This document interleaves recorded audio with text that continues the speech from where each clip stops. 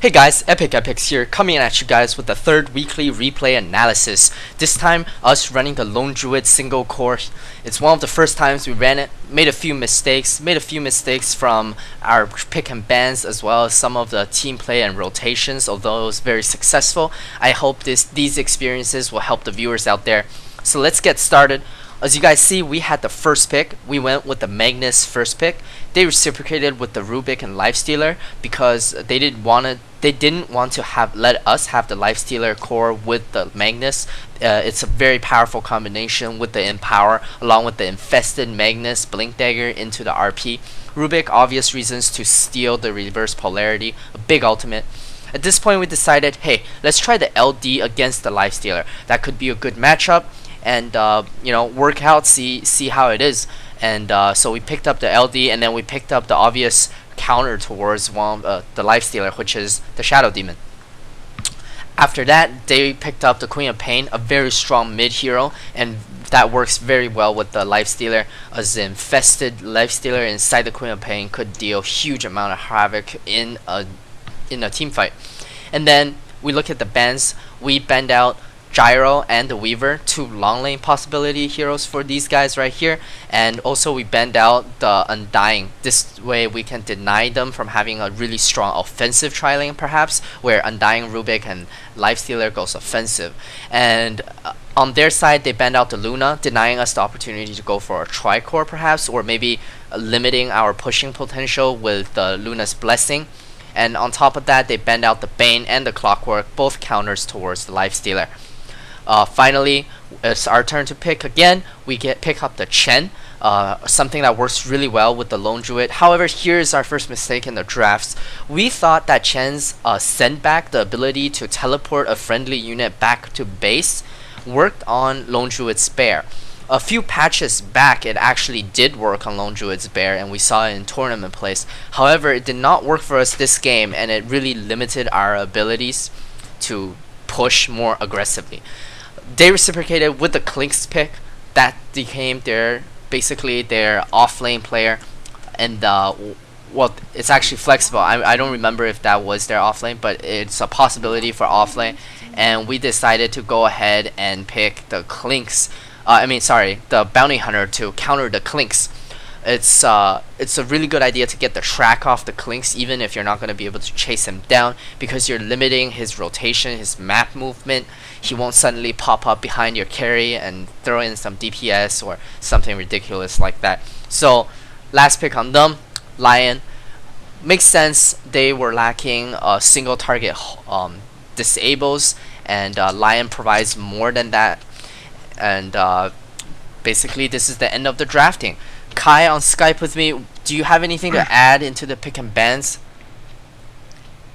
I just want to say that their Clinks pick was a pretty smart pick overall, as they needed a long lane at time still. And plus, the Nakes and the Clinks together will just destroy a Chen creeps in fights, as you will see later on the replay. It was pretty well done by them. Yeah, we decided to try a solo core Lone Druid just to see how that works as a pushing lineup. As you can see in their draft, they didn't have a lot of counter push early game. Like, the Lion needed his levels for an Impale, and Lion won't be getting too many levels early as he is put on that support role.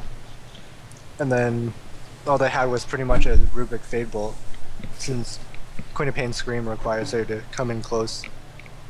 So we tried to take advantage of that with beefy heroes that can clear creeps like a Magnus Shockwave, and Chen creeps plus the Bear to take some early towers.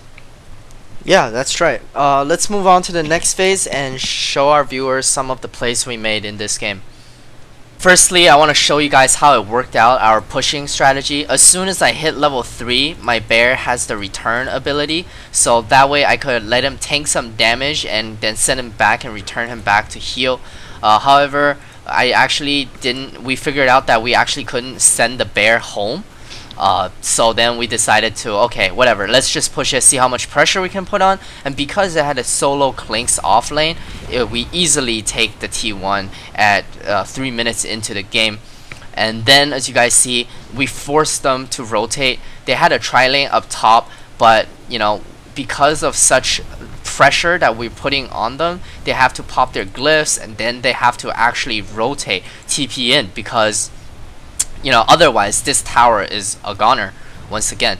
With the bear sent back to heal to regen, it's very easy for us to put on these kind of early game pressure, and that was part of the plan. Kai, do you think we did it to, do you think our timing at level 3 with the 3 of us is a good timing? Do you think maybe next time we run it we should go a little earlier? Because I know pushing lineup is actually one of our weakest strategies right now because we're least experienced with it. Right. How do you think that turned out? Do you think I think our pushing is just less coordinated. It comes with practice, but our pushing time is perfect for a couple of reasons. Like, you see some pro teams, they'll push at the exact same time we do, just because it comes with the first catapult. That was our timing. We had 3 range creeps and a catapult coming. Like, you often would want to push with that catapult wave. And I see. And then also our Chen player, myself, picked up a Wildkin, which I was fortunate to get for that extra armor buff. Guys, what you guys gonna see now is one of our smoke ganks coming in. Basically, we jungled up and we realized we don't see any of them on the map, so we might as well 5-man Dota. We figured that they might have been trying for a smoke rotation. As you guys see here, although it's not a smoke rotation, they are definitely gathering together. They have a smoke on the Rubik, so they were maybe going into it. So this is one of the biggest team fights that happened. Now, what you want to do as the lone druid player, what I realized was chase down the supports with your bear. However, there were a few things that I didn't do too well that I'll talk about in a moment.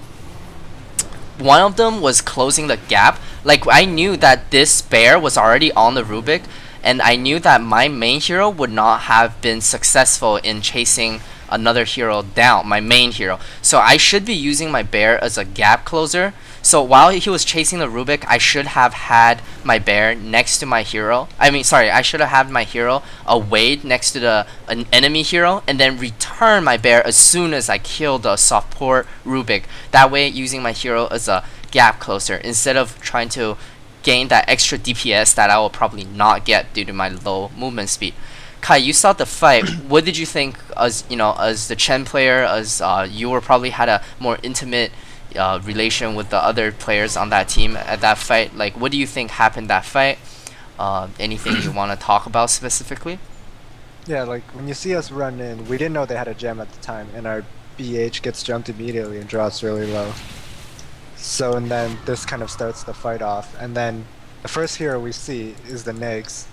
I don't know if it was a good choice to focus him right away, but like, all of our heroes were there, and he was just kind of like in no man's land. But then he jumped into one of my creeps, and I instantly sent it back, which means we took this fight 4 versus 5 essentially.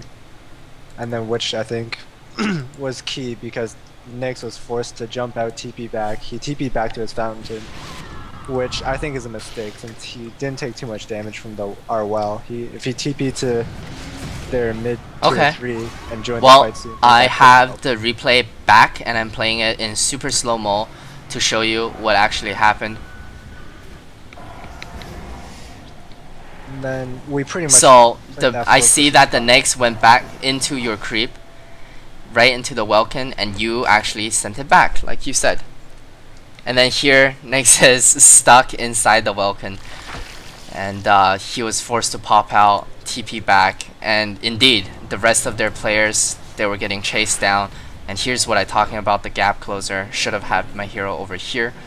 And yeah, I didn't notice that small play right there, but that was absolutely beautiful. Well done. I like to mention timing. As you guys see here, we're taking down the last T2 on the map here on the Dire side at 24 minutes. It's really important for pushing strats that you guys force these towers down early game. If you look at the gold graph and XP graph, each spike here coming back up, each spike here in the gold, it's actually due to these towers that we're getting. Here, the first big spike is from the first tower. They slowly chase back, pull back, and then we spike it back up with tower by tower. They only so far managed to put some damage on outer tiers and take down one of our T1s. So what attributes to that is basically stacking damage on your bear. That's why a lot of people now like the phase boot Maelstrom build as opposed to the Radiance build, because it gives more damage. And then here as you see Chen going for the early game mech with the Ring of Bask for that extra armor. We're putting damage on the racks, and then Daisy here comes in the back, sucks in 3 of them, you know, pushing them back, keeping them at bay, while, you know, giving the Syllabear room to DPS down the towers and the different structures. As you guys see, they're dancing around here. Daisy's scaring these guys away, sacrificing her life. Same with Elmo. However, here we're already 1 racks down. Them with their nakes carried down and all of them needing to heal. We have free range to DPS down another tower. 2 tower tier 3 towers down. They glyph to delay the racks, but as you guys see, the bear doing massive amounts of damage, 200 damage with the demolish, you know, doing extra 40% bonus damage, just eats the racks up. And here, even though it's 4-on-4, you know, it's just way too much because the towers are gone. It's easy for us to stay ground. It was different from this choke point where you're going high ground. So last thing I want to talk about is, as the bear player, as the Chen player, you guys want to put the focus on the structures, because as much as you like, it's hard to go up on a choke point like this. But once you're up, once you're on the open field, you can hold your ground pretty well, and it's hard for them to initiate on you like an open field. And as you guys see, it's pretty much over. Here with the gold chart, you see we have a huge lead. With the net worth as well, the Syllabear is way ahead. And I hope you guys enjoyed this video. I hope you guys found some of these tips a little bit more a little useful, even though it's a little more oriented towards a specific strat, pushing in this case as opposed to the usual team fight ganking position. Hope you guys enjoyed this. See you guys in next week's weekly replay analysis. Till next time, EpicEpics. See you.